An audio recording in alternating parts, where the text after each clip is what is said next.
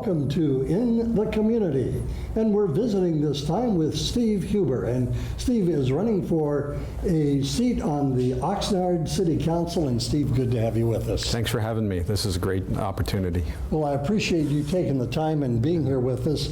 Let's talk a little bit about what your vision is for the city of Oxnard. Thank you. So Oxnard is currently in a crisis. We have a weak budget. We have brain drain, we have crumbling infrastructure, we have programs that have been cut too far, we've given up on children and seniors programs, and we have no business development. And some of the things that I want to do is to be able to bring common sense leadership to the city, fiscal and financial responsibility, and trust in government. So if you had to spell out 3 areas that you would like to see improved besides the ones that you've just listed, what would they be and why would you have them on your plate? Well, the number one thing is we have to get our fiscal house in order. We have to know exactly what's going on with our budget so that we can be a full-service city. We are a general law full-service city, and we have to make sure that we know exactly where every penny is so that we can make sure that our residents take advantage of all the services that we should be providing.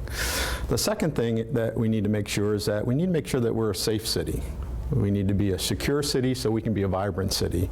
If we're a secure city, then my vision is that children can go to the park without worrying, parents can send their children to the park without worrying, parents can have local jobs, and businesses will just want to come to Oxnard because we are a safe city.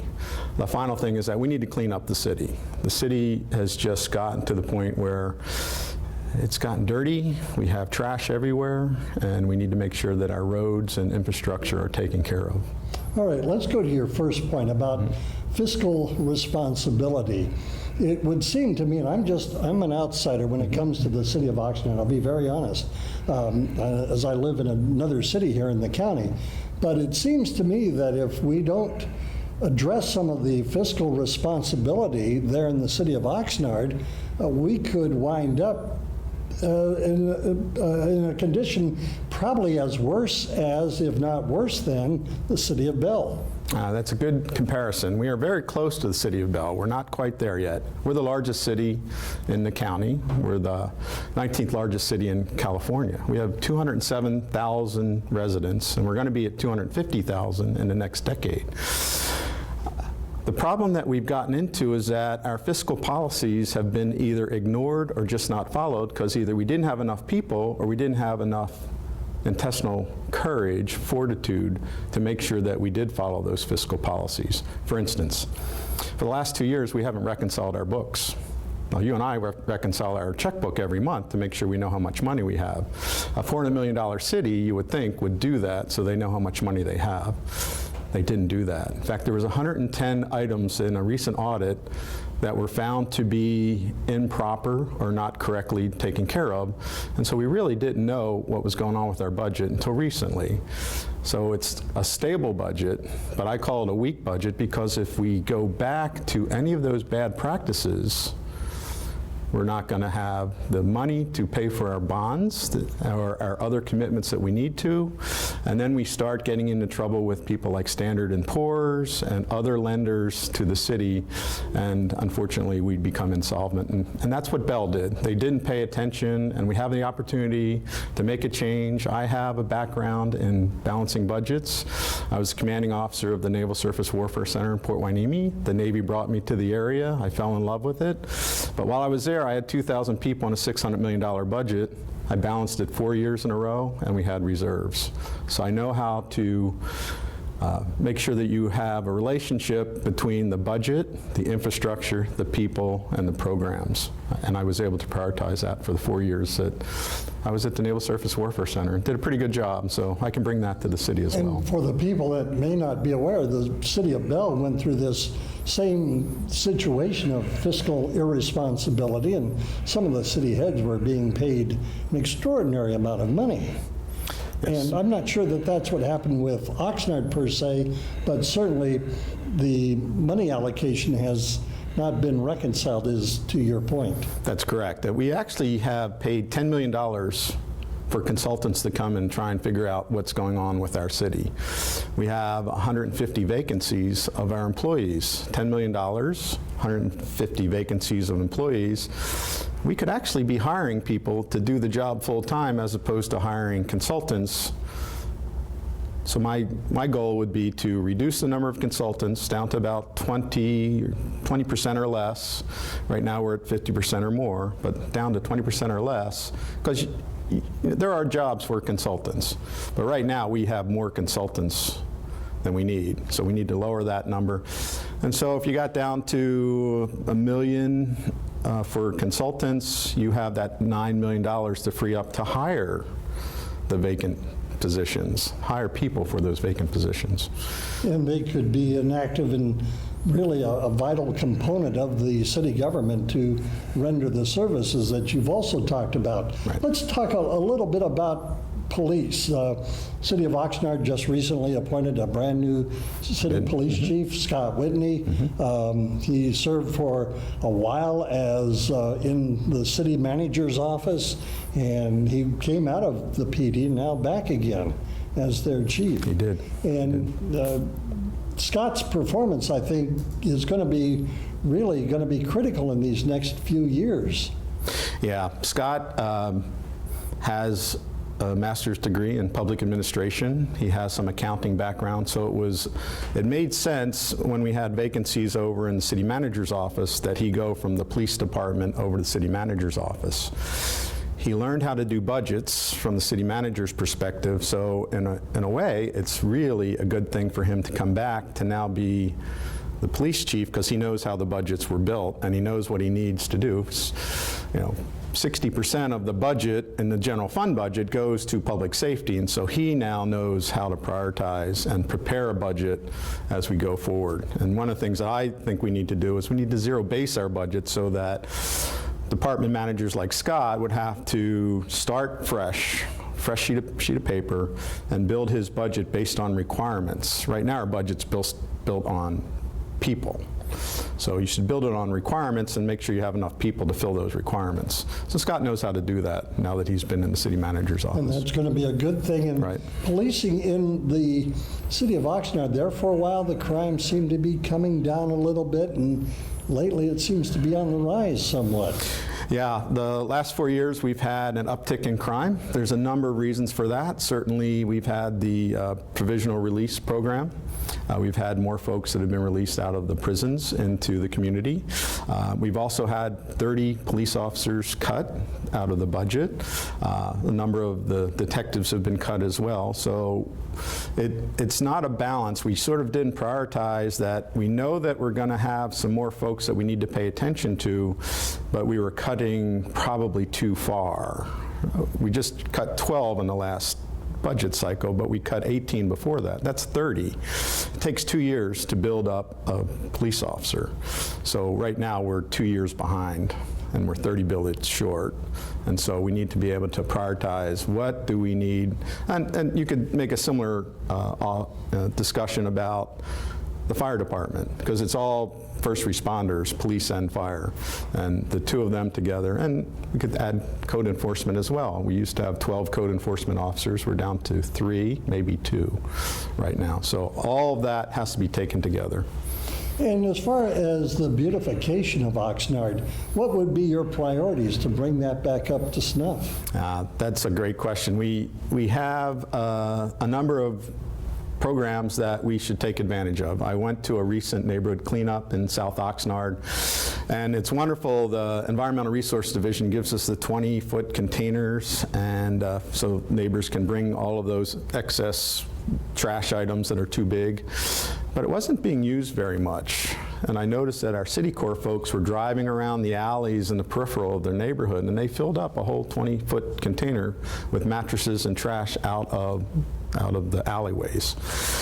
What we need to do is we need to take, this is a team sport. We need to work with the churches and the nonprofits, and we need to adopt communities, neighborhoods, adopt parks.